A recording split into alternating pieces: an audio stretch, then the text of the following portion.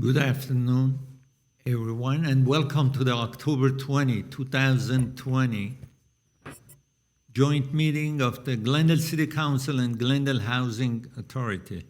Due to the evolving situation with COVID-19 and health recommendations from the LA County Health Department, the Glendale City Council meeting will be available to the public electronically. Due to social distancing requirements, the public will not be able to attend the meeting. This meeting can be viewed on Charter and Spectrum Cable Channel 6 and AT&T Uverse Channel 99. You may also stream online through our website, www.glendaleca.gov, by scrolling all the way to the bottom of the web page and selecting live streaming, which is the third icon from the left. For public comments and questions during the meeting, call 818-937-8100, which is on the screen. Please do not call in advance of the agenda item. May I have roll call, please? Councilmember Brotman. Here. Devine. Here. Kasakian. Here. Najarian. Here. Mayor Agajanian. Present. Thank you. And roll call for housing. Authority Member Agajanian. Present. Brotman. Here. Kasakian. Here. Najarian.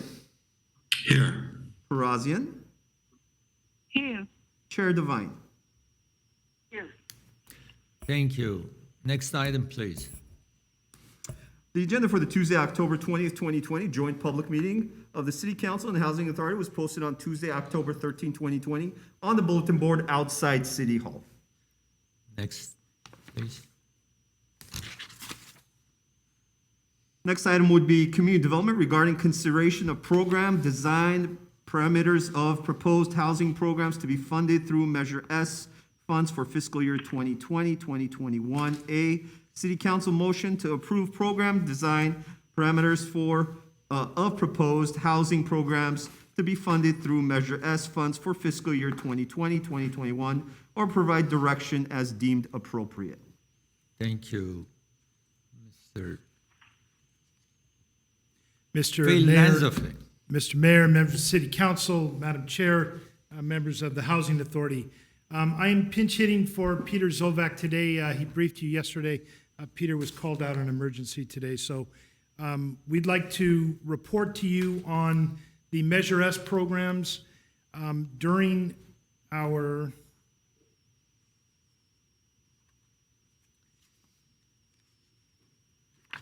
I'm trying to advance this slide.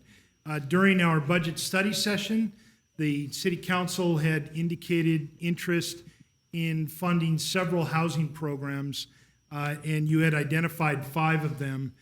Here they are on the screen. I'll go through them in more detail as we go through with some of the preliminary and basic parameters.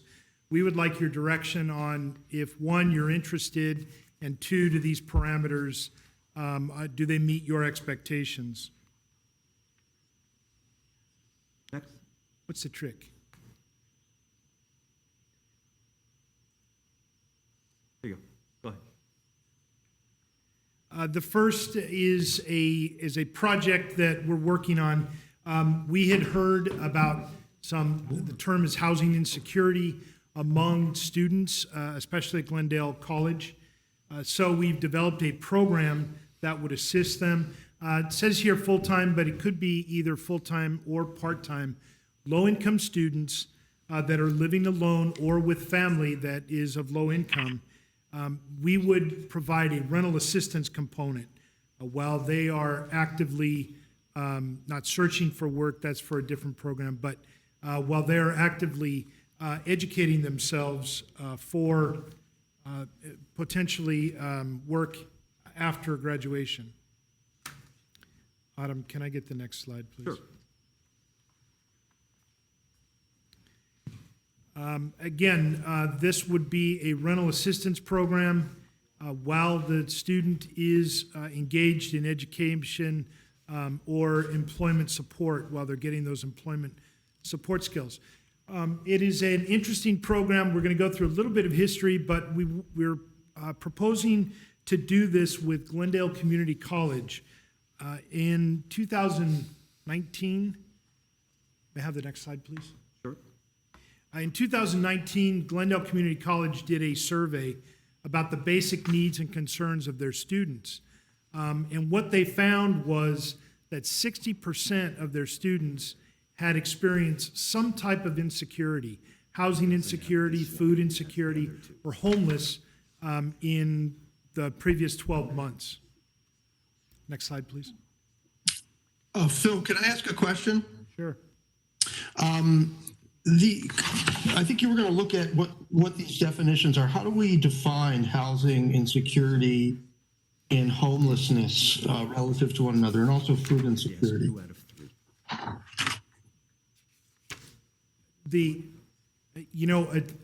For the probably the most complete answer, Andre Manukian from the college is here. Andre, would you like to answer that? Can you answer that? Absolutely. So we define housing insecurity. It's a definition that is out of Temple University, which does the Real College Survey across community colleges across the state of California and the nation. And they ask a number of questions that they compile together, define it as housing insecurity or homelessness. So when we think about housing insecurity, some of those items might be that it was difficult for them to pay rent because their mortgage increased. Or they didn't pay the full amount of rent or mortgage, or maybe they didn't pay their utilities. They might have had to move in with people due to financial problems, or moved 3 or more times over the last 12 months. So all of that combined, about 53% of the students, which is a little bit lower than other community colleges in California, but still pretty much in line with what we see with community college students, faced some sort of housing insecurity over the last 12 months, at some point in the last 12 months. As far as homelessness on the student level operates a little bit differently than in the general public. And there's a broader definition of what it means to be homeless. So we, obviously the general definition, for instance, might be that someone doesn't have a place to live and is living outside. But that also includes people who are living in cars, so students who are living in cars, students who are couch surfing, so they have no permanent place of residence. We have a number of students who move from friend to friend or family to family and just couch surf. Or they've had to stay at a hotel because they didn't have a permanent housing situation. Homelessness also includes living in a shelter or a group home or a halfway house. So there's a number of items that when we look at it all combined, we're also pretty much in line with about 14% of the students meeting the definition of homelessness defined by Temple University. Okay, thank you. So, I wanted to make sure there was a distinction and everybody understood between how we measure homelessness when we do a homelessness count. And it's a broader definition here that we use, I guess the Hope Center uses. So thank you. And really the idea behind both of our programs is to bring some stability to all those areas. For us, it's housing, so that the student can concentrate on their education and then perhaps being employable to avoid that in the future. So back to the presentation, Glendale College has, in response to that survey, they are launching the program called Fresh Success. That will start in January of 2021. Comprehensive program with expanded services to low-income students.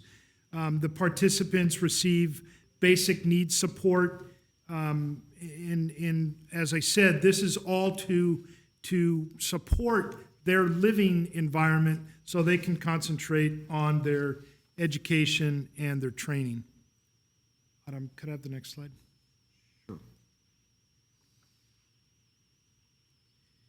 The low income, the student that is enrolled in Fresh Success will be required to participate in all the components of the program.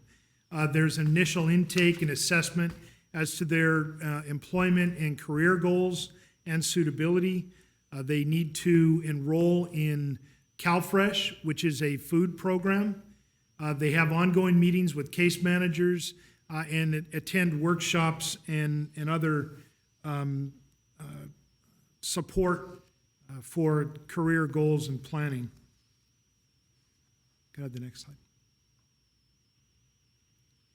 slide. There is, this is a bit of a repetition, but some of those supportive services will be case management by staff and or interns who are recent graduates of marriage and family therapy from local universities, as well as career counseling that goes above and beyond what you might get in your normal academic with your normal counseling. Slide. Again, through the partnership with the City of Glendale and the funds that you have allotted for this, we hope to build on the Fresh Success program and offer that housing portion, rental assistance for that. It would be ongoing subsidized rent to the participant. In just a minute, I'll get to those eligibility criteria. But again, it's designed to address that housing insecurity and homelessness, which serves as a major barrier to education. Under the structure that we're proposing to you, Glendale and GCC would enter into a cooperation agreement. We would advance funding. GCC would implement the program. Our funding would be used exclusively for housing assistance to the qualified students. Here Can I ask a are question, Mayor? Yes, please, Ms. Devine. Sorry, Mr. Lantisay, now, the goal of this program is 100 students? yes, it is. That's, when you divide 1.9 million by 100 students, that's $100,000 per student for housing. Is that correct? Am I No, correct in 10,000. that? 10,000. But I'm trying to get my cheat sheet, Madam Chair. 10,000 per student. Yes, 100 grants, but it could be something, it could be support from 2 to 12 months. No, but the student No, that- gets 10,000 per year, not 100,000 per year. Is it, It could be, One student will get 100,000? right? No, Then yeah. 10, 10,000. It would be 100,000, then you had to have $10 million. Okay. the student must be 18 or older. They must be very low income. And I will, at the end, I will give you a slide that shows what those income levels are per household. But very low is 50% of AMI. Must be a Glendale resident. They must be registered at GCC, again, either full or part-time. They must be enrolled in the Fresh Success program and accepted in that. They are required to take at least one of these courses: a basic needs, a career and technical education, vocational education, or English as a second language. And then anybody that is not enrolled in one of those, 12 hours per month of workshops and training to get the equivalent. Next slide, please. Excuse me. Do we measure that what kind of grades the student gets, or that doesn't matter? I mean, if he's not a good student and he's hanging there to be there, then what will happen? Is there any criteria to measure that? I would say, and I'll ask Mr. Andre Manukian to confirm the requirements of the Fresh Success program, but it would be, as I understand, any student. We don't have a grade point, but they would have to be enrolled, so they have to be carrying the minimum to maintain their enrollment in school. Andre, anything different than that? So they would also have to be making what the institution calls satisfactory academic progress, which is just a general qualification for any sort of financial aid and financial assistance, meaning that their grades are at a satisfactory enough level that they're able to continue with the institution. So a student who's constantly failing their classes would not be able to continue receiving support or be part of the program. They would have to progress through their courses here, especially because the focus of the program is going to be expanding employability. We want to make sure that time to degree completion is reduced for the students. That's where the case management and academic support pieces also come in. Nice. Thank you. I have a question. Yes, Ms. Yes. May I? Yes, please. So, Mr. Lanzafame, how come the city council was involved in rental assistance for low-income students? Did they get contact? The GCC get contacted with the city council about their problems or something?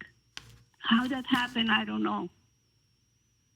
How did we get in touch with GCC? Is that the question? Correct.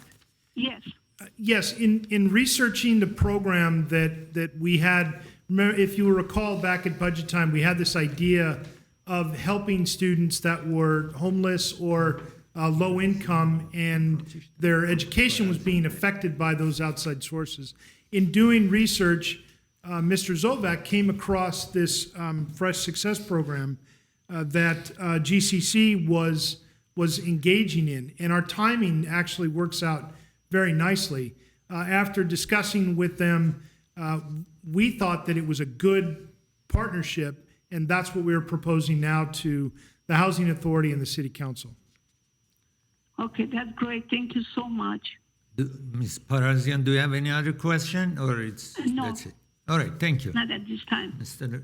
Lanzafame. As I've indicated, the program will be staffed by GCC, but the Housing Authority staff will monitor and check in on a periodic basis to ensure that people are still qualified either through the Fresh Success program or that their household income has not increased. We will provide those subsidies to GCC, and again, they will be implementing those. The benefits may be used for housing-related costs of any kind. Typically, that's rent, but utility costs. And one of the things that we're starting to come across in all of our housing programs are internet services, and those internet services would be included in utility costs. It's becoming more and more critical that students have internet access for their education. Next slide, please. Excuse me. I can go through this brief has been given to me. The page numbers doesn't match with what you're showing in here. Is that page 12? That is page 12. So then how come I have something different on page 12? My apologies, Mr. Mayor. It may be an old version. Again, we were Okay, we no were problem. we were trying to address an emergency this morning, and All right, that's fine. Thank you. estimated cost of the program, $1.3 million. 100 qualified applicants, and you were correct, Mr. Mayor. That is about $13,000 a student, and it'll depend on the subsidy that they need in their current rental situation, as well as how long they are on that program.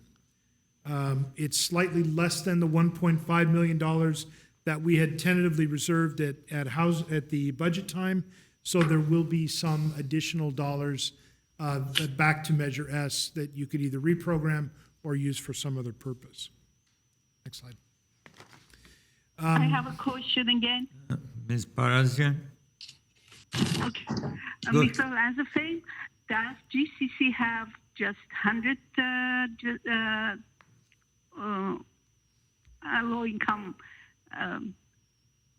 students or more than 100?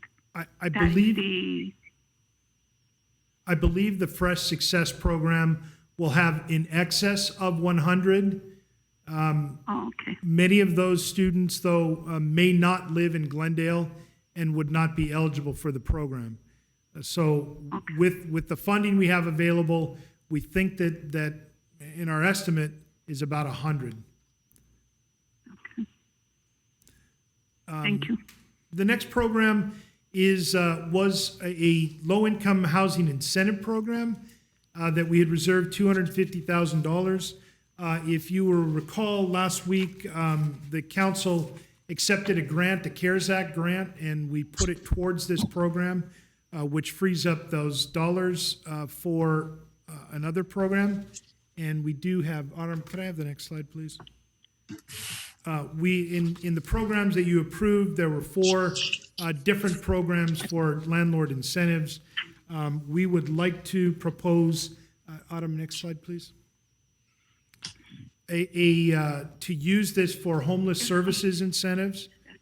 $125,000 of this would be for a homeless services outreach coordinator that would work with the police department in bringing those services more immediately to the street. This would be I don't want to say hourly, but it would not be a full-time permanent position. Rather, it would be a position to work on this task force. Then a landlord incentive program to accept our vouchers, furnishings program to help with when people move into a unit to help furnish that, and then a reunification program. These are funds that, again, we had reserved for the incentive program, and because we've got a grant for that, we would like to propose using it here with homeless services, but in the same spirit of incentives.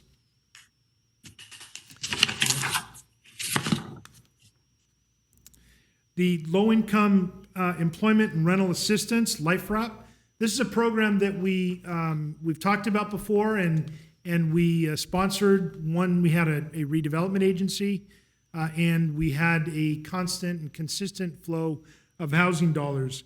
But again, the idea is to pair rental assistance with people that are in an education path, a vocational training, something that allows them to make the jump to the next level of their career and hope to make a higher income for they and their family. Next slide, please. This would be a 12-month period, a 12-month program, support employment training and education activities would come. We would do that in partnering with the VJC, the Verdugo Job Center. We would provide vocational case management, time-limited rental assistance over that 12-month period. This allows them to then use their funding or their income predominantly for their education and improving their employability. Next slide, please. On the eligibility, low income, that's 80% of AMI at the time that they apply. They must be living and renting in Glendale, not available to owners of property. Family must be living independently and not sharing a dwelling. The unit must pass a minimal inspection. Next slide, please. At least one adult must be working a minimum of 32 hours, one adult in the household.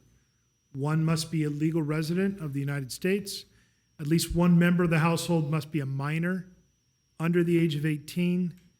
And then as they apply, they need to demonstrate the willingness to participate in vocational case management and really work to make the program successful for them. Program contracted out to the Verdugo Job Center. This is, again, something that we know we've done in the past. The staff there will be responsible for advertising the program and the client recruitment. They will do an initial eligibility screening. Housing staff will do the final screening and award. And then the entire program then will be implemented by VJC, that is the vocational training. 50 households. We'd like to propose this over a 2-year period with assistance to 25 households at a time. On this program, we again think that we won't need the full amount. We will, 1.315, just over $1 million would go to direct assistance, and then $220,000 for staffing at the VJC. I think we had looked at almost $3 million initially for this program. That will leave about 1.6 to be reprogrammed to something the council would like to see. Next slide. This is another program that's fairly new and unique in the country. There's only a few cities that have something, single-family mortgage assistance program. And this is somebody demonstrating a need for one-time mortgage assistance. May I have the next slide? Short-term mortgage assistance because of the loss of income to COVID-19. It could be used for monthly payments as well as late fees, either in arrears, current, or future. The issue with this is there are a lot of COVID programs set up to protect homeowners, and so we don't know the extent of delinquencies at this point. As we talked to the Board of Realtors in Glendale, they kind of echoed the same thing. We're really not sure until those programs sunset and then banks really know where they stand. So we don't have a good handle on this. Again, there's only a few programs. So some of this is guesswork and what we think would be a successful program. The council may want to hang on to this program and just wait and see what happens with that. But if you would like to go forward, some of the eligibility requirements that we would suggest is that the property be single family or condominium, certainly located in Glendale. It must be the applicant's primary residence. A secondary home would not qualify. We would ask that the property not be in foreclosure or listed for sale, and that the property taxes must be current. Next slide, please. Excuse me. If they are behind, so there is good chance the property tax also will be behind. What's the purpose saying that property tax should be current? The If they didn't property pay- taxes. I understand. current. I say if they're So- behind, they're behind on property tax, they're behind on monthly payment. So Again, we would like to see that at least property taxes are current. And so that we don't have another lien out on the property. If the council wishes, you can allow this to be used for property tax, but the intent was to look at the mortgage itself. But generally, when they are behind on mortgages, property tax definitely is behind. That's what I wondered. But anyway, Some if that's the, things, taxes would be coming due in December. And then I think the last one would have been April. Yes. So right after the pandemic. So where we are today, there shouldn't be. And as we look at some of the others, we would like them, we need them to be the owner of record, and they must be the mortgage holder, the applicant itself. We don't want, again, must be delinquent at time of the application, but the mortgage should have been current as of March 13th. In other words, this is specifically a COVID program. If somebody was having difficulty before with their mortgage, it's not as a result of COVID. This is a thing that, an eligibility requirement that we included. We thought that the council wanted this to be specifically COVID-related. all right, The mortgage lender must be willing to accept the payment from the city. Surprising in some of our grants, the council asked that those payments be made to landlords. Landlords said, I don't want to participate for whatever reason. So we want to make sure that the bank would accept that as well.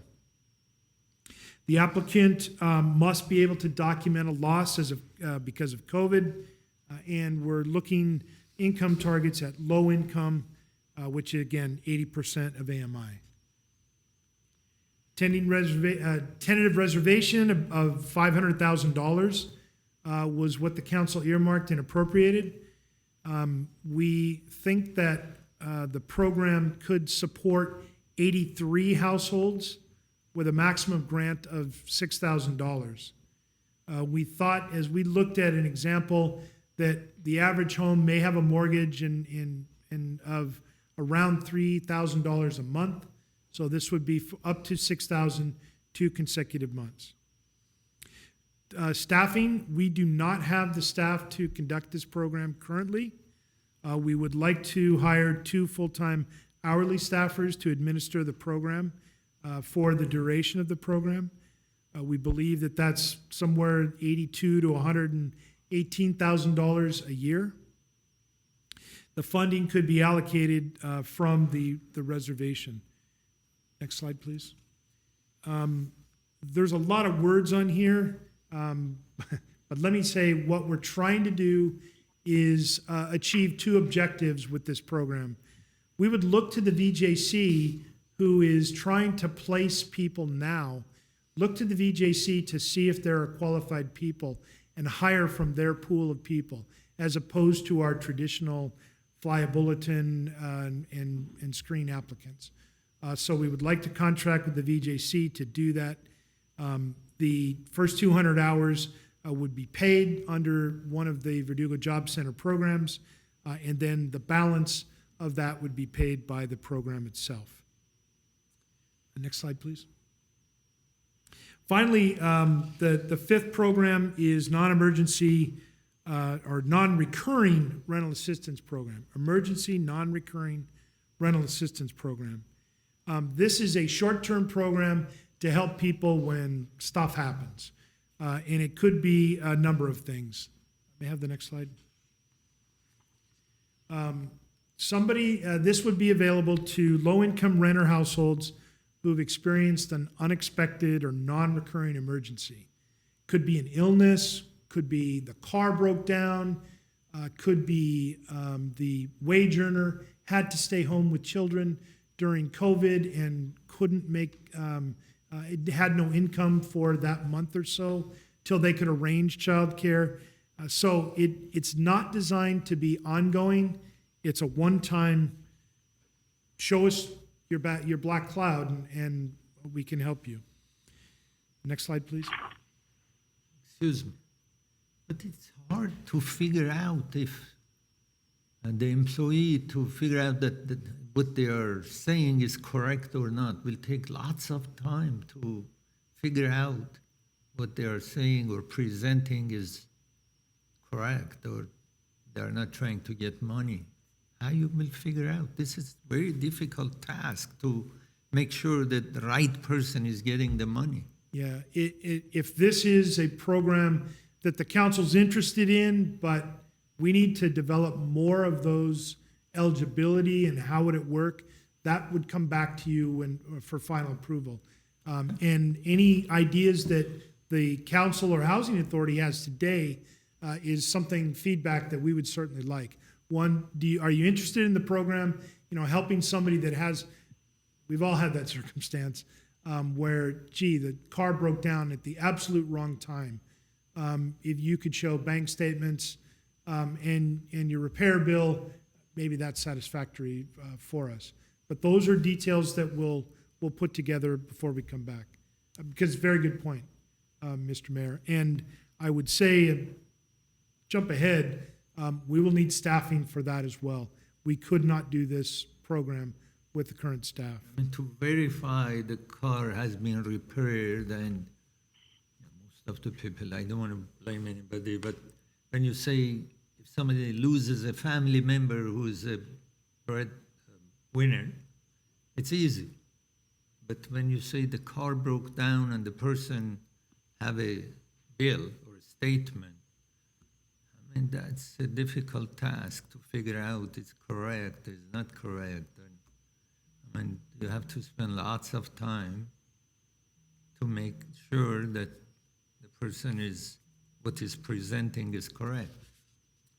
And if that's not a situation that the council and housing authority would like to assist, we can take that out.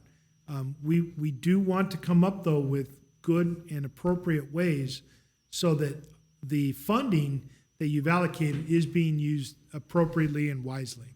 So we will come up with those. But again, if there are certain things like, you know, I just don't like that idea of supporting or trying to find out, it's too open for fraud, then we'll take that situation out of the program. But again, you may have somebody that has gotten sick and they couldn't work. Right. The breadwinner has gotten sick and can't work. Things that are more easily identified. And what I was trying to say, the idea is noble, is a great idea, but to implement it is what I'm worried about. You have to spend lots of time, the employee, they have to spend an extraordinary time to figure out what they're presenting. Anyway, thank you. Back to where we were, temporary financial challenge and hardship, not longstanding. The accumulation of a lot of credit card debt typically is a long-term behavior and would not be eligible. The expenses would go towards rent and housing. The grant would be the equivalent of the value of the emergency. Again, I couldn't work last month, and I'm the sole provider of my family, and I make $2,000 a month. If we can demonstrate that, the grant would be $2,000, up to a maximum of $2,500 per grant. Adam? Again, must be a resident of Glendale, must be a renter household. The applicant cannot own property and cannot be related to the landlord. These are longstanding kind of qualifiers for us in most of our programs. Next slide. The applicant household must be of low income. A payment would be made directly to the landlord. If the landlord refuses, again, here the council may want to authorize direct payment to the applicant.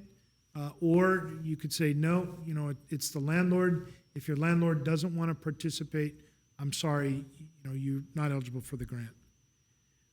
The applicant must, and here's where we're looking at household income and supporting documentation. Again, this could be difficult for us on some, pretty straightforward on others. Next slide, please. We've set aside $1 million for this program. That was the reservation at budget time. We think that with $2,500 subsidy, we could assist 400 households. Here again, much like the last program we talked about, we would need four full-time staff.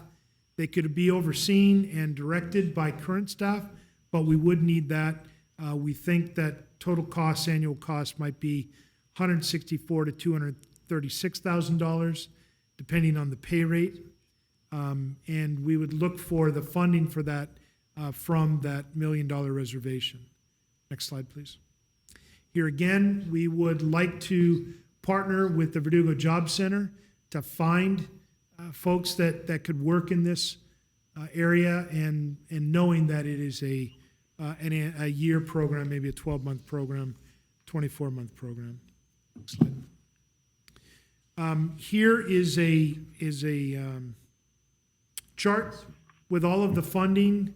The LifeWrap is that is the vocational training and rental assistant. ListWrap is the student, low-income student.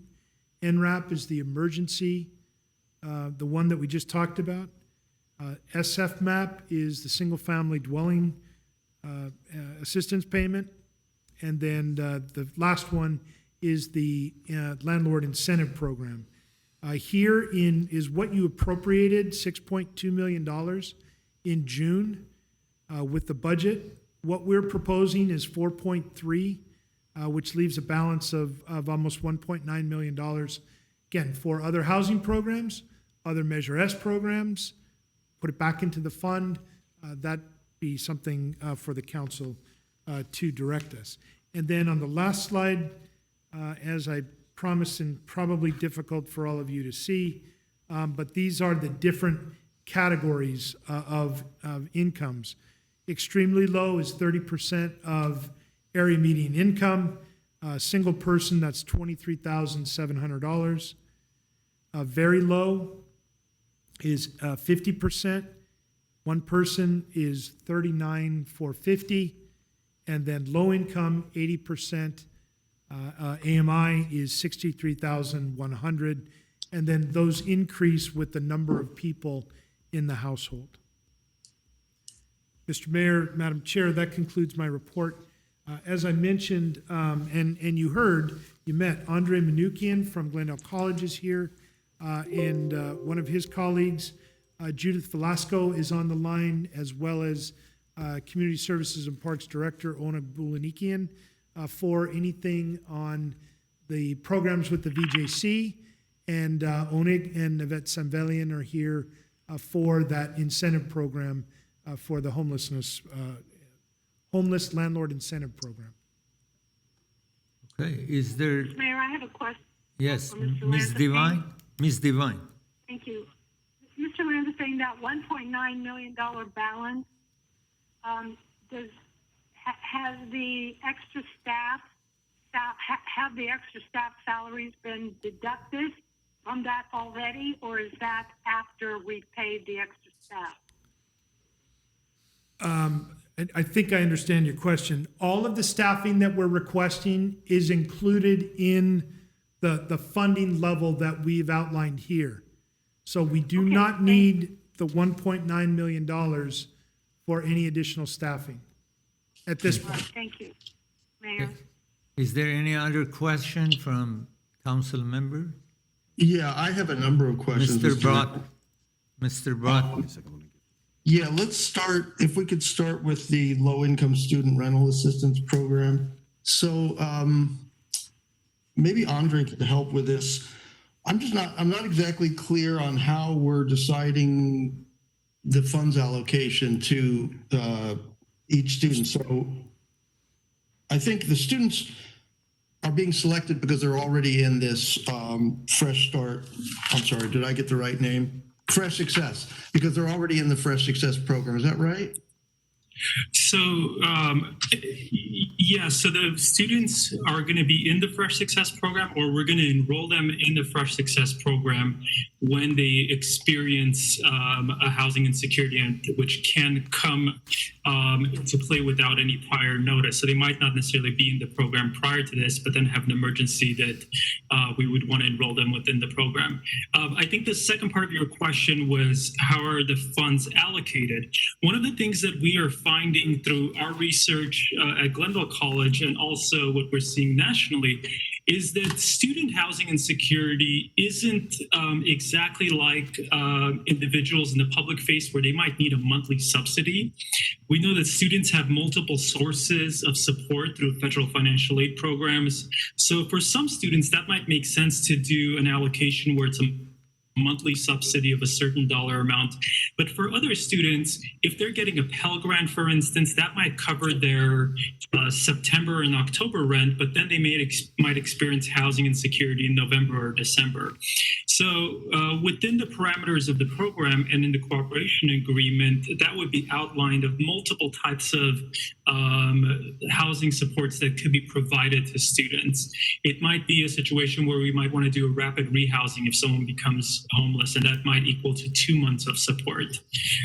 So it wouldn't necessarily be one type of allocation for all students across the board. So that number of 100 is really our low estimate. We think that the number of students who would be able to be supported through this is actually a lot higher than that, because that allocation would happen and work differently for each student.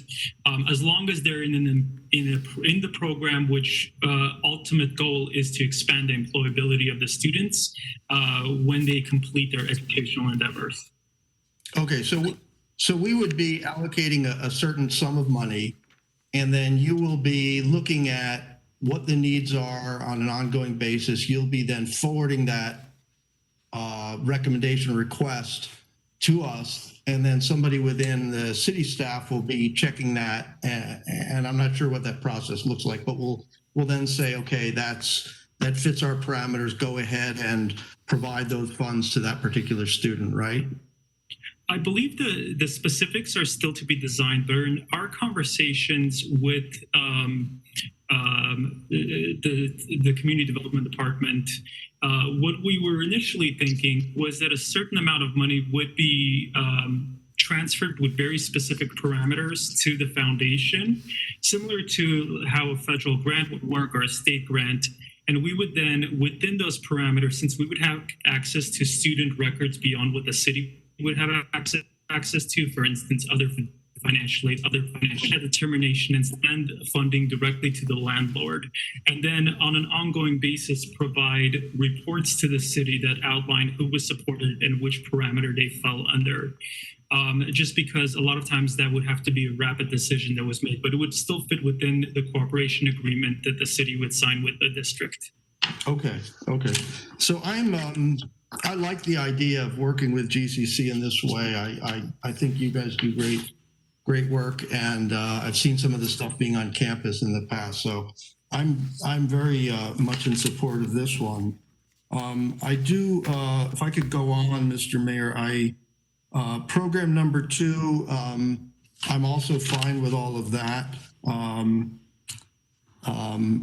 program number 3, I'm a little unclear on how we go about choosing which households would be eligible. It looks like if we're talking about 25 households, no, what are we talking about here? 25 households a year? Yeah, we're talking about 25 households a year. So that comes out to about $22,000 per household, if I got that right. Something like that, or about $1,800, a little more than $1,800 a month.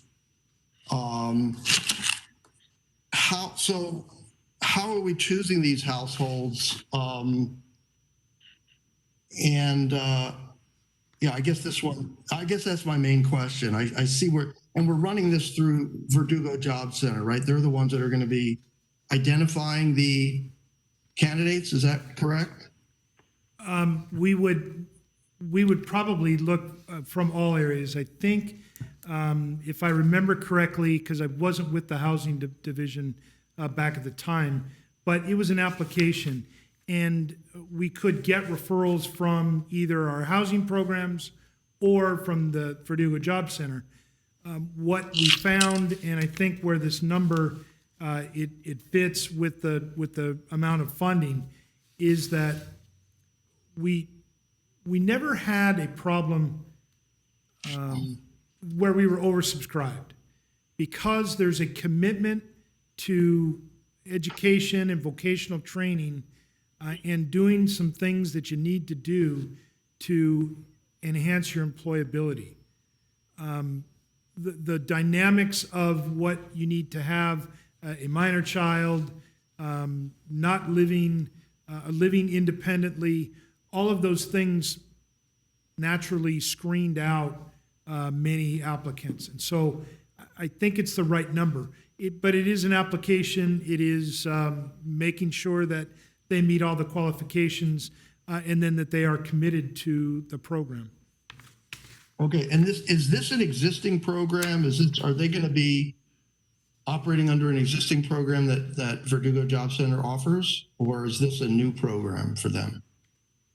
It is a program, and I'll let Judith talk about the vocational part training, but it is a program that we've modeled after something we've done before.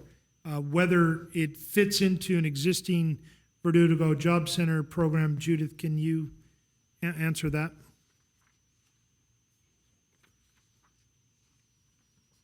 Yes, I can.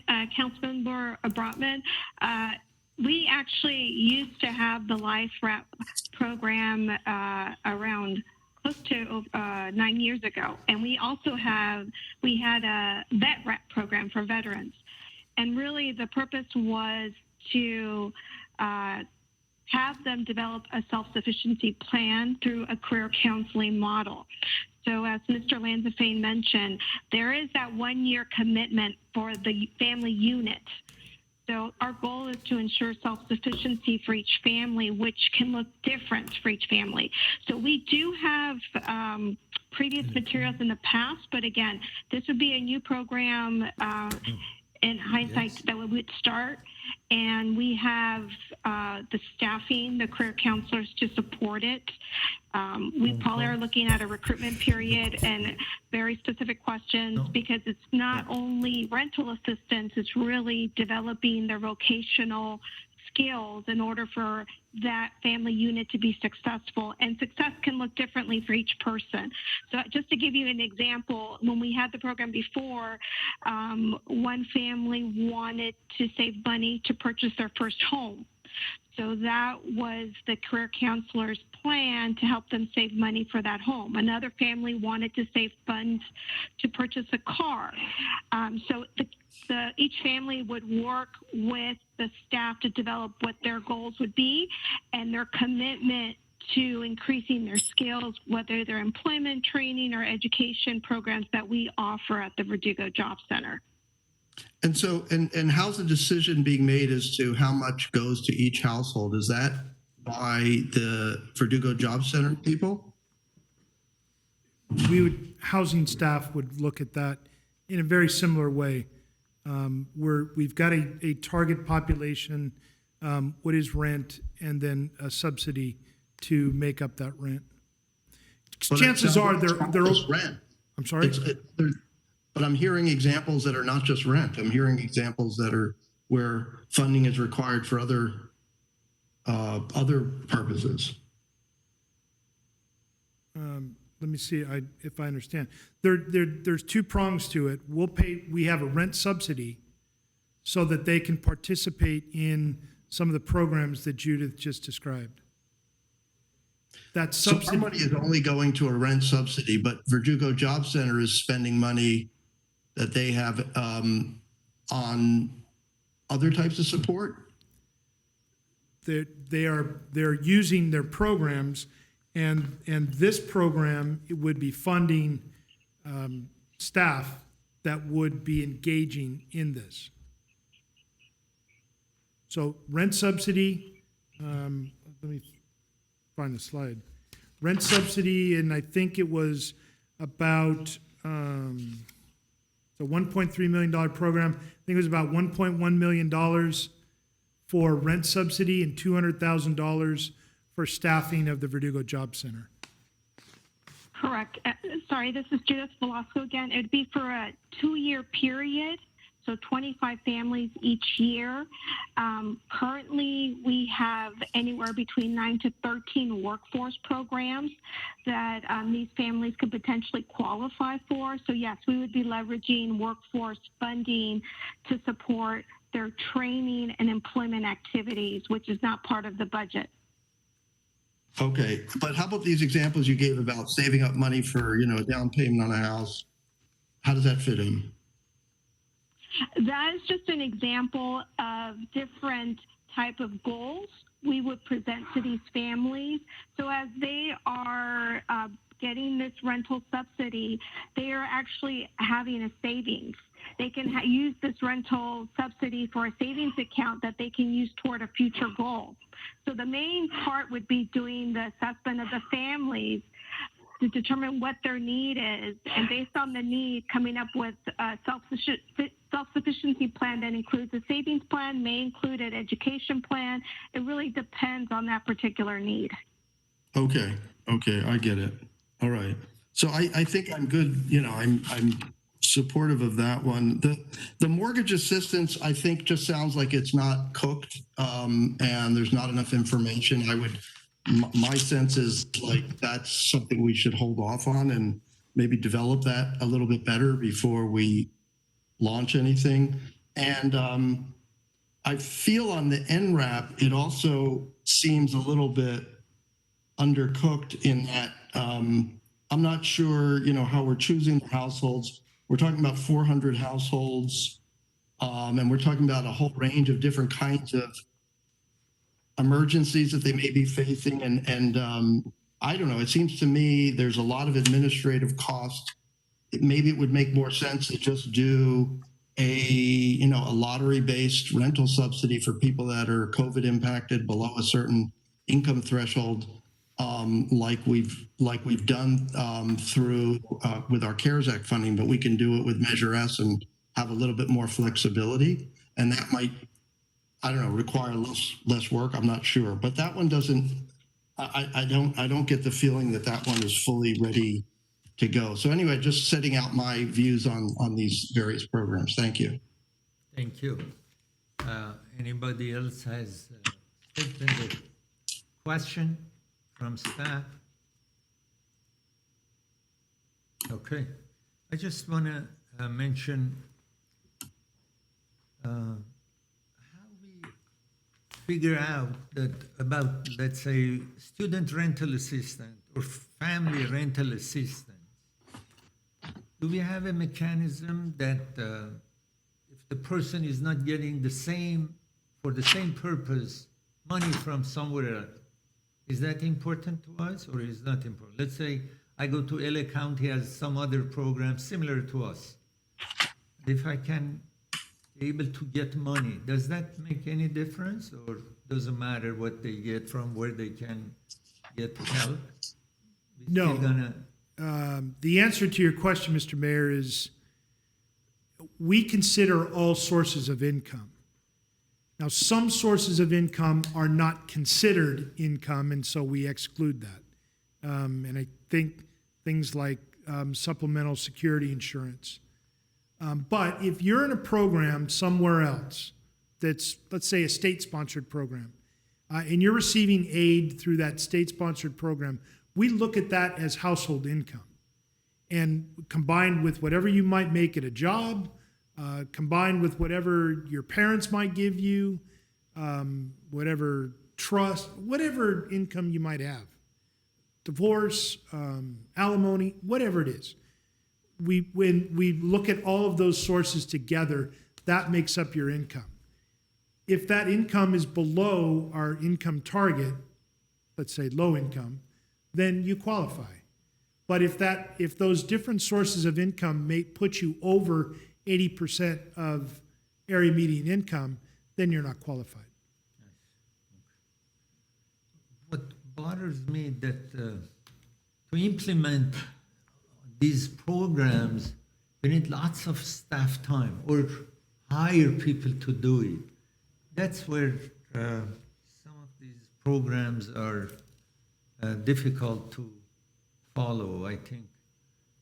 We have to make it such that it's simpler to do it. Or instead of spending on the specific programs, which has been mentioned here, to come up with, as has been mentioned a little bit earlier, also by Mr. Brotman, maybe we add the money to some other program which is easier to implement, rather having like 4 full-time, hiring the employees, and I mean to spend $1 million or $2 million and hire 4 employees, I think we are going too far. Anyway, thank you. Is there any other question?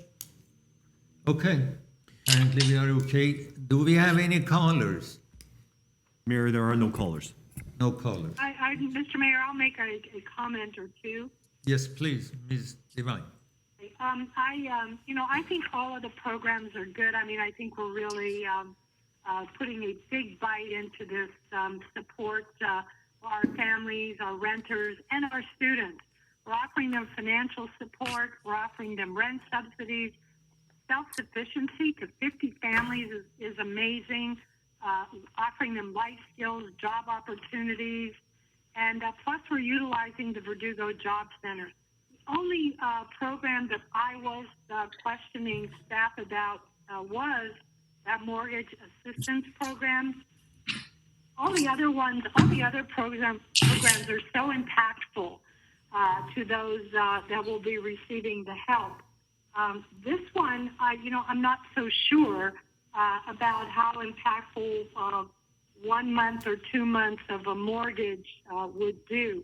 And plus, we don't have a whole lot of information on how many we would be dealing with and what we're dealing with. So I agree that perhaps we should delay until we get more information on this particular program. I'm not opposed to it. I just think that we need more information, because I know that people that are about to lose their houses would certainly appreciate a helping hand. So those are my feelings about the programs, and I thank staff really for putting these together. I know you're going to get more into the weeds as we go along, but really thank you for this report and for moving us forward in helping our residents this horrific experience that we're going through. Thank you, Mayor. Thank you. Is there any other comments? To make? Yes, Ms. I have a Parazian. comment to make. Parazian, Mr. President. Ms. Parazian, Okay. please. I Yes. just wanted to thank each one of you for making tremendous job, making this detailed report, and in general, what you do in these COVID-19 difficult times for all of us, guys. Thank you so much. Thank you. Thank you. All right. Thank you. Yes, Ms. Kasakian? Mr. Who was trying to? Najarian. Okay. Council Member Najarian, I'm sorry. So, yes, thank you, staff, for presenting us this. Again, thank you to the City Council and Housing Authority for earmarking Measure S funds to help the community in this matter. I think there's a couple points I want to keep very front and foremost. That is that any of the employees that we use only be hourly staff, and that we hire no salaried FTEs to administer any of these programs. And of course, the reason is the burden, the CalPERS burden, the pension, the benefit burden that that we're trying to get out from under currently. The second point is I would hope we work out the details for several of these programs.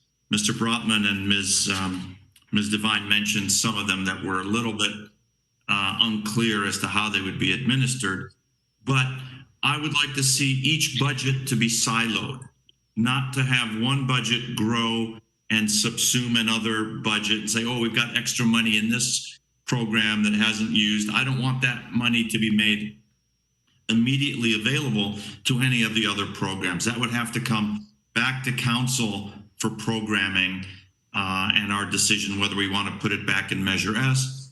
I know we have a lot of great ideas going forward in the next few years, how to use Measure S money. I want to make sure that we keep that flexibility as we go forward once we get past this COVID pandemic threat to our community. Thank you, Mr. Mayor. Thank you. Mr. Kasakian, are you okay with the items? I am okay with them. I do share some of the concerns about the mortgage assistance program, and I do want to take a wait and see and have some more information before we move forward in that regard. But in particular, I want to speak to the program that's going to bring our community college in to partner with us and help provide assistance to students at Glendale College, or actually in college, the Student Rental Assistance Program.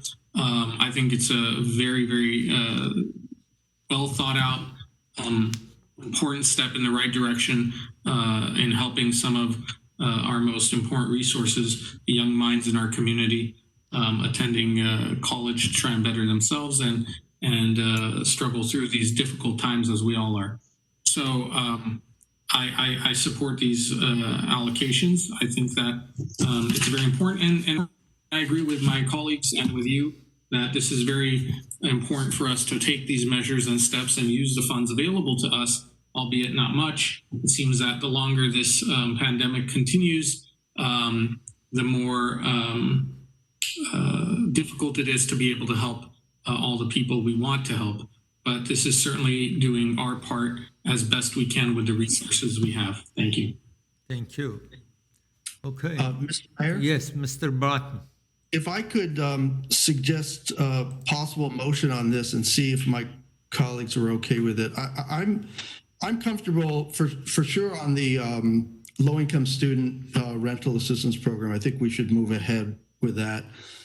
With the Life Wrap program, I think we can move ahead with that also. And then with the one that's LIHIP, which is the $250,000, I think those three are kind of, I would like to see those move ahead, and I'd like to make a motion to do that. On the NRAP, I'd like to see, and on the single family mortgage, I'd like to see a little bit more fleshing out of how that's going to work and before we approve that, if that's possible. And I also agree with Councilmember Najarian's point that we should think of each of these as separate programmed buckets. And and if we use up, for instance, with the Glendale College program, if we use that up and we find there's more demand and it's working well, then we can decide to allocate more to it.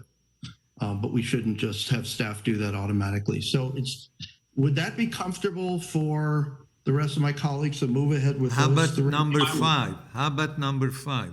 You spoke about 4 of them. There is 5th. I know number 5. I don't feel like it's fleshed out well enough. We're talking about all these different kinds of emergencies that somebody would have. How do we quantify that? I think we need to streamline that. And on that one, we're also spending like 164 to 236,000 of $1 million just administering it. It seems like it's a little too complicated.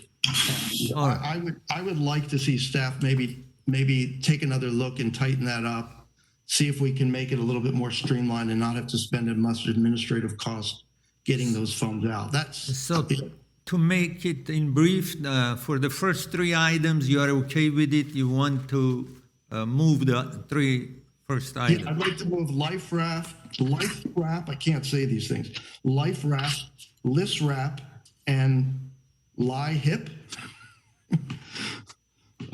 Okay. But basically, number 1 and 2 and 3, you are okay with it. Is there a second for those 3 items? Let me see if I have the numbers. Number 1, number 2. Just so we're clear, And that 3. if I may, the numbers are different in the staff report versus the PowerPoint. So the PowerPoint, I think, it's 1, 2, and 3. So that's what I'm saying. 1, 2, and 3. Right, He was offering 1, 2, and 3 that he doesn't have problem with. But, Right. So we will vote on but those the dollars first. that were reflected in the PowerPoint. Yeah, with the dollars on PowerPoint. Okay. All right. So you want to move those 3 items? I would like to move those 3 Is there a items. second? Second, Devine? Okay. Roll call, please. Councilmember Brotman, Yes. Devine, Yes.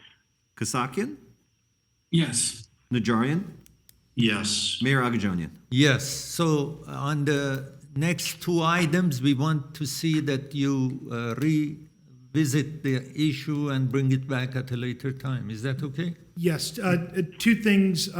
Just I know it wasn't in the motion, but we will revisit those. We'll put some more detail. Perhaps if Mr. Zovak, who's the architect, the real architect of this, were here, he could give you that detail.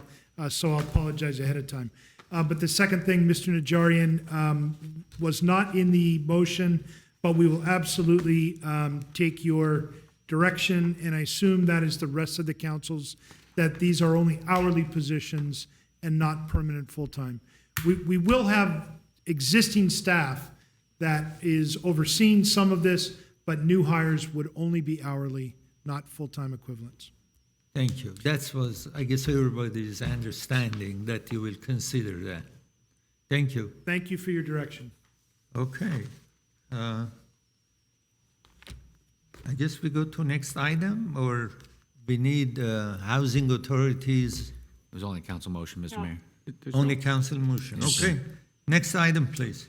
Community Service and Parks fiscal year 2020-2021 second allocation of CARES Act funding for the ESG CV project. A, City Council resolution adopting an environmental negative declaration. B, City Council motion accepting the emergency solution grant coronavirus authorized by the Coronavirus Aid, Relief, and Economic Security Act of 2020 in the amount of $3,104,861 from HUD to fund various eligible city activities to benefit the homeless and those at risk of homelessness, and authorizing the interim city manager to execute all agreements, amendments, certifications, and documents necessary to accept and implement the funding.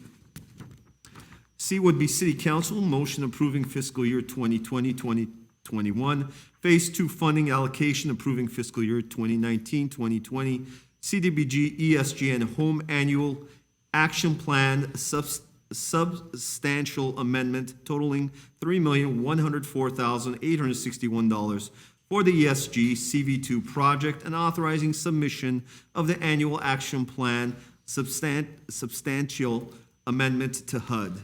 D, Housing Authority motion approving fiscal year 2020-2021 Phase 2 funding allocation approving fiscal year 2019-2020 CDBG, ESG, and Home Annual Action Plan substantial amendment totaling $3,104,861 for the ESG CV2 project, and authorizing submission of the Annual Action Plan substantial amendment to HUD. E is resolution appropriation to appropriate fiscal year 2020-2021 Phase 2 funding in the amount of $3,104,861 for the ESG CV2 program to be expended from March 27, 2020 through September 30th, 2022. Interim City Manager, Mr. Golania. Yes, good afternoon, Mr. Mayor, members of City Council, Housing Authority Chair, and the members of the Housing Authority. As City Clerk read into the record, there are a number of resolutions and motions part of this item, and I'm just going to go directly over to Yvette Zambellian and Community Services Manager for the presentation, and then open it up to questions. Thank you. Ms. Zambellian. Thank you, Mr. Golanian. Good afternoon, Mayor Agajanian, members of City Council, Chair Devine, members of Housing Authority. Today, we're here before you to present our second allocation of Emergency Solutions Care Grant funding related to CARES Act funding. Next slide, please. Thank you. So in March, if you recall, we came before you to request approval and awards for the City of Glendale homeless programs for first allocation in the amount of $569,000. In April, Council approved the first allocation for that funding. In June, Housing Urban Development issued second allocation of funding to the City of Glendale, and our allocation for that second funding phase is about $3 million for the City of Glendale. So today, before you, we're here to present our funding allocations for the next phase. The overall allocations of the eligibility for the ESG CARES Act include a couple of categories for HUD. One is shelter operations, congregate, non-congregate shelters, such as hotel programs. Rapid rehousing program is an eligible activity under the CARES Act. We are also here before you to discuss and request funding for the portable restrooms and hand washing stations and portable showers. Homeless prevention, street outreach is another eligible activity, and part of the funding we're eligible to receive administrative funding to support the homeless programs, which is equally shared with our nonprofit organizations. With the ESG CARES Act funding, there are a lot of requirements, reporting requirements for our programs, and so we're here to request support for hiring hourly HMI staff that would be temporary, and also funding our user licenses with our vendor. Some of the funding requested allocations listed here on this worksheet is based on the HUD's and cities needed amount in order to continue operate our homeless continuum of care. And all of the funding that is listed here, for the exception of the city administration and the nonprofit, HMIS staffing, will be maintained in-house. Everything else, we're here to ask your approval to issue a request for proposals for all of our nonprofit organizations. So the first project I'd like to discuss is our rapid rehousing proposed program. Currently, the need for the rapid rehousing for city is available. We are requesting to allocate $290,000 to be RFP'd out to a nonprofit organization. The rapid rehousing program is to assist homeless individuals or families who experience homelessness and have lost their housing, and for quickly to obtain permanent housing and maintain stability. The funding allocation proposed is to serve 40 households with up to 12 months of rental subsidy. In the staff report, we have included the proposed plan. The rapid rehousing can essentially serve families up to 3 months, 6 months, 12 months, depends on how the nonprofit would like to propose the project on the individuals they're serving. Part of the funding we also will be utilized to pay for furnishings for the clients that are moved into their new homes. The idea with this is staff will work with Ascensia and our coordinated entry system and move the individuals who are currently in our homeless Glendale Hotel project or the Vagabond project who qualify for the rapid rehousing program. So this is one of the proposed plans for our team, part of this RFP. And the second proposed plan, yes, sir. On previous page, if you go back, when you say 40 households, are we looking for those who during this coronavirus period they lost their housing, or anybody that we have in Glendale is eligible for it? I mean, are we looking that maybe coronavirus impacted them, they had their own housing and now they're on the street? Is there a program like that? Or Mayor Agajanian, yes. So this entire $3 million has to be spent on folks who have lost their housing or at risk of becoming homeless due to COVID.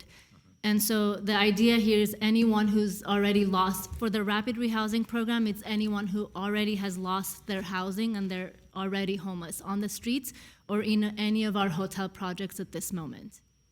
so somebody who we know has been homeless for 2 years, is homeless for 2 years, and you try to help, that person will not be eligible for this program.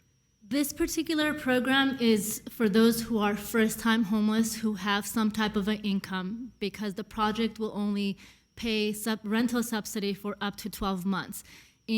During that time, the households are connected to employment or increasing their income, or connected to new employment if they've lost their former employment and unable to have income. And so they have to sustain their independent units after the 1 year is up.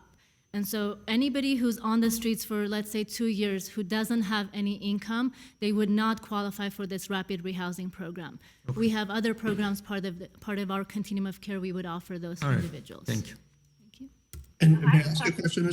Mayor? Yes, Mr. Broughton. Oh, just real quick, Yvette, did you say this one was going to be managed by a third party and we're going to do an RFP? Yes, Mr. Broadman, yes. All of the available funding that's here, we would issue an RFP for our nonprofits to apply for. So that would include the rapid rehousing, the homeless prevention. That would include the rapid rehousing, the homeless prevention, some of the congregate, non-congregate programming, which is our hotel projects and the Vagabond Hotel project. Anything under the congregate and non-congregate programming, which I can discuss in a little bit further slides, would be any of our nonprofit organizations that currently operate shelters in the city of Glendale. Okay. Okay, thanks. Thank you. So the next proposed project is to RFP out and work with possibly extending our existing nonprofit organizations. If you recall, under the first phase of ESG funding, we had RFP'd out to Showers of Hope, who is providing the mobile shower program in the city of Glendale. We also, part of our Parks Department, we deployed many hand wash stations and portable potties throughout the city of Glendale. We are asking part of this funding to continue to extend those programs through December or through available funds, and only $130,000 is allocated for this particular category. Next slide, please. The third allocation and proposed program is our Homeless Prevention Rental Assistance Program. Part of our HUD and federal requirements and city's gap in our homeless programs is the prevention aspect of it. And given that we, in the city and statewide, we had rental moratoriums in place, currently our team has been working with many landlords and current residents in the city of Glendale who are negotiating and paying portion of their income towards their rent. Unfortunately, and if and when the rent moratorium is lifted, some of these individuals and or families will be at risk of becoming homeless. So this proposed RFP is, again, funding is to issue an RFP for nonprofits. Our current nonprofits operating homeless prevention in the city of Glendale include Catholic Charities, Salvation Army, Armenian Relief Society, Family Promise, YWCA of Glendale for the domestic violence population. So some of those agencies can apply for additional funding, and or new agencies can apply. The homeless prevention funding provides subsidies, rear subsidies for 6 months, moving cost, utility payments if they were behind. If they are at risk and the landlord is not willing to accept any of the payments after their mediation, then we would be able to move the families to new units. And again, this is an RFP through nonprofits for them to manage the programs under our direction. Next slide, please. The fourth allocation staff is asking Council on Housing Authority to review and approve is for us to hire one temporarily hourly worker working at 40 hours in order to implement our new data requirements and reporting to Housing Urban Development. So HMIS stands for our Homeless Management Information Systems, and it's one of our required information systems to gather all of the demographic data information for people we're serving in the city of Glendale, and specifically for those who have been impacted by COVID. And so there are monthly reports and quarterly reports and annual reports due to the federal government, part of this $3 million allocation. In addition to this reporting staff, the vendor we're currently using for the HMI system would require us to obtain additional user licenses and software in order to have new agencies to come on board and new staff that will be utilizing the system for case management and reporting requirements. Next slide, please. So Another question, Mr. Mayor. Yes, Ms. Devine. What is the length of time this hourly analyst would be employed? Do you have any idea, Yvette? Yeah, the position is, we would hire the position if there is an approval on this today as soon as possible with going through our HR process. The funding is available through September of 2022. And so it's about an 18 months or so project, depending when projects begin and when we're able to complete. So a temporary up to 18 months position. So it's not permanent position. No, the positions with this would be temporary and staff. Meaning hourly. Hourly, temporarily, and they will be All right. released upon funding completion. Thank you. Ms. Devine, do you have more questions? No, that was it. Thank you, Thank Mayor. you. Thank you. Next. Thank you. So the next category for funding, again, to RFP to our nonprofits is the congregate, non-congregate hotel programs. The funding for this particular project will allocate a couple of existing projects, and the rest would be available to the nonprofits. So at this moment, our state of California and Los Angeles Homeless Services Authority, LAHSA, has extended the Hotel Vagabond through December 18, 2020. Given that extension has been approved, City of Glendale is currently working with First to Serve, who is our nonprofit organization, to manage that project. Part of this funding will be required to add to that contract to extend through December 18, 2020. We currently, part of our Glendale Hotel Care Project, have about 30 current participants who are still within our one hotel in the city of Glendale and 2 hotels in the LA area that we're serving those participants. And so if this is approved, those participants' stays will be extended again through December. The remaining funding for the shelter and operations and non-congregate shelters would be given to nonprofits, and this would be eligible for any nonprofit who is currently managing an emergency shelter program in the city of Glendale in order to decompress their existing shelter capacity to allow social distancing so that we don't have any COVID outbreaks and health department challenges at the shelters, and or any new congregation or agency can apply for developing and opening new shelters. Currently, we have Ascensia, YWCA, and Family Promise who operate shelters in the city of Glendale at this moment. Next slide, please. The one other eligible activity under the ESG CARES Act is our outreach services. At this time, City of Glendale would like to request Housing Authority and Council to consider outreach funding in the range of $237,000. This would be allocated to the nonprofits in the community. City is allocating the funding for this outreach services to continue to fund the Gap for Measure H program. As you're aware, some of the funding through LA County and LASA has been declined due to, unfortunately, COVID and unable to receive Measure H funding. And so the Measure H funding that we were receiving through LASA has been cut. And so part of the coordination with our regional efforts would be allocating through the ESG program.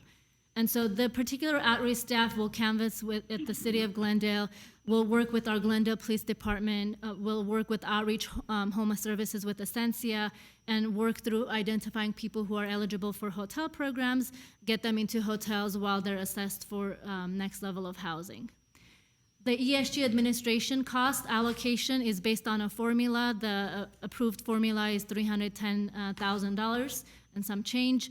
We are required to share the ESG administration with all of our nonprofits that would be applying through the RFP. A share cost for city to retain is around $155,000. The rest would be to the nonprofits based on their RFPs. The proposed plan for this is to hire 1 hourly project staff, again temporarily, to manage all of this ESG program through end of the ESG contract. So I would be able to hire an hourly staff to assist with the contract management, the monitoring, the compliance, financial components, and the oversight of the ESG CV programs. Next slide, please. So at this time, staff is asking Housing Authority and City Council to adopt the environmental negative declaration and appropriate the CARES funding in the amount of $3,104,861 from HUD, and allow our interim city manager or designee to execute agreements, amendments, any certifications associated with the funding after the RFPs have been issued and approved, and our Continuum of Care Board has selected the nonprofits. So if there's any question, this concludes my presentation. I'm happy to answer any questions you may have. Thank you, Ms. Samvelian. And is there any question? Okay. Do we have any phone calls? Any callers? Mayor, no phone calls at this time. No phone calls. Okay. Do we want to move this item? Anybody wants to move the item? I'll move the item. Mr. Mayor, you have separate items. You have council at ABC, and then E, I think. And then, Housing is 4D. Would anyone like to? So I'll move, it's 1 through 5. There are 5 items. again, if we can make them separate motions. Housing on number 4. Yeah, item 4 is a housing authority item. So, Mr. Bratman, you want to move item A, and I'll second B, it. C, and E.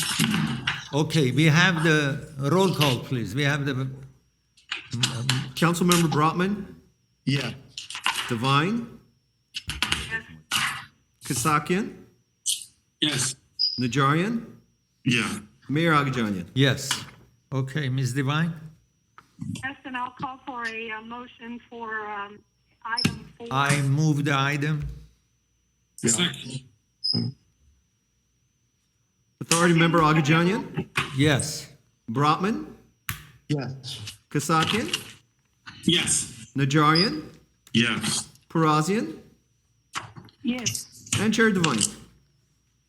Yeah. Thank you. Thank you, Ms. Somalian. Very nice. Very good presentation and great ideas. Thank you. Thank you.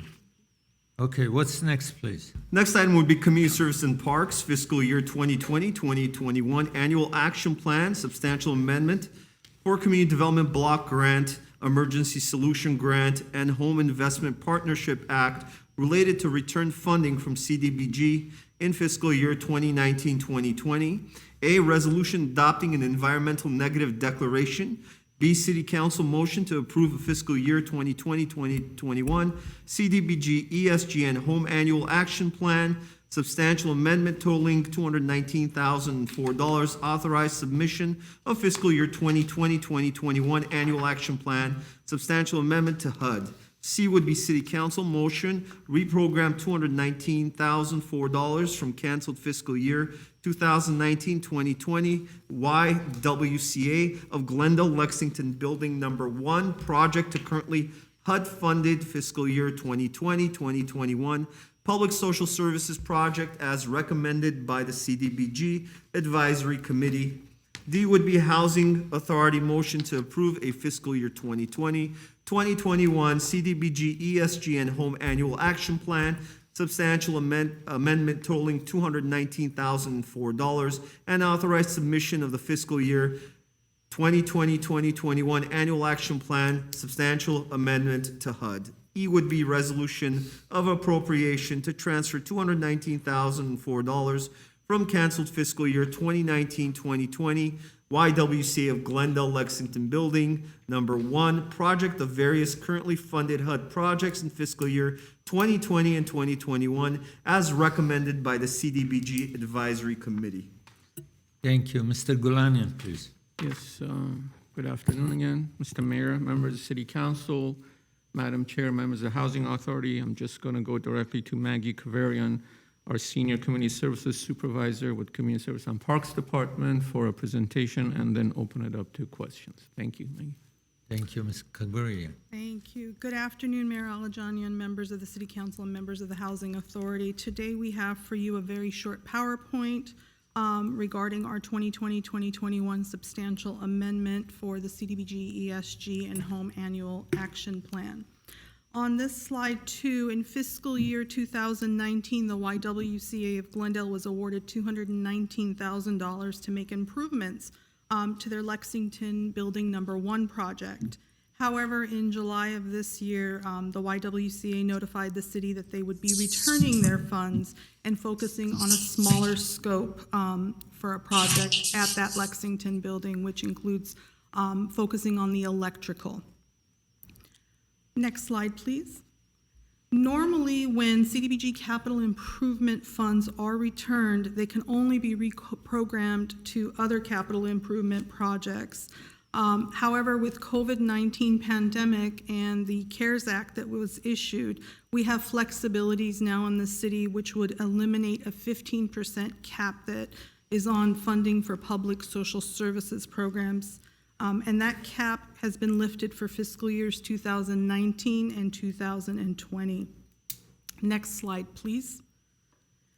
So staff had presented 4 options to the CDBG Advisory Committee to consider how to reprogram these funds, and the committee opted to issue an RFP to currently HUD-funded public social services agencies that would expand services in the community related to the COVID-19 pandemic. Next slide, please. Examples of COVID-19 eligible activities or services include childcare services, food pantry assistance, or counseling services. Next slide, please.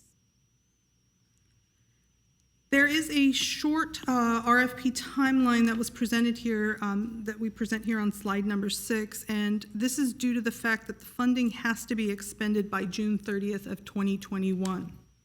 Staff had issued an RFP notice to agencies on September 1st with a 1-week turnaround to submit their proposals. The advisory committee then met on September 18th to interview the agencies via WebEx, and they made their funding recommendations.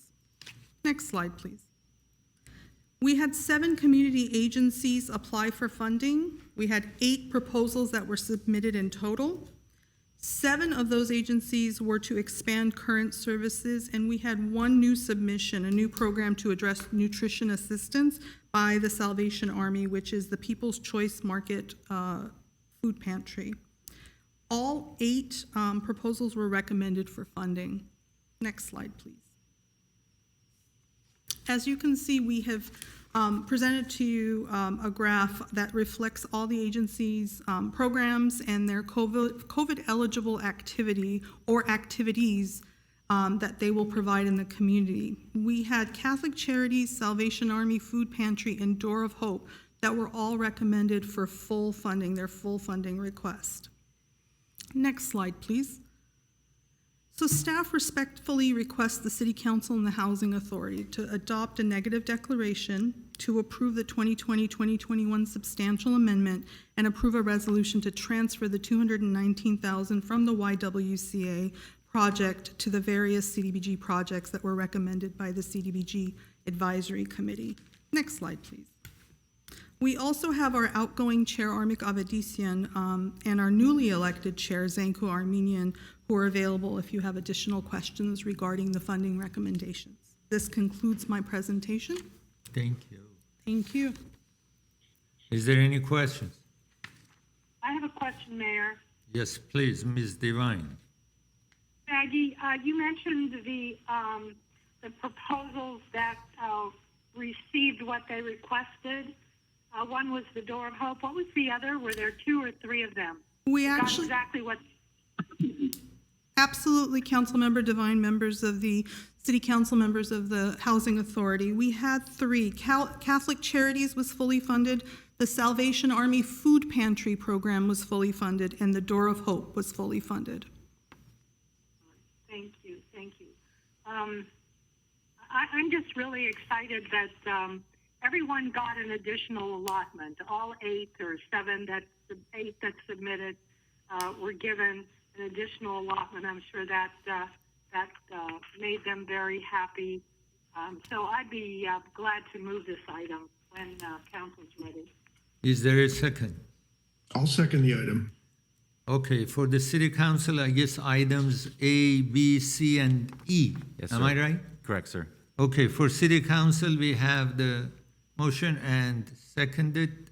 So may I have a roll call? Council members Brotman, Yes.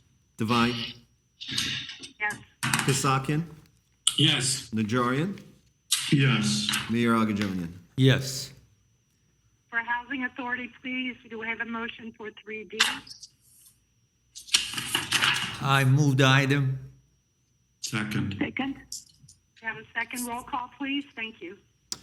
Authority member Agajanian, Yes. Brotman, Yes. Kasakian, Yes. Najarian, Yes. Parazian, Yes. and Chair Devine. Yes. Okay, may I have a motion to adjourn? So moved. Do I have a second? Second. Second. All For right, housing adjournment, Move to adjourn. second. we are adjourned. Okay, now, Thank you. thank you. Now. Thank you.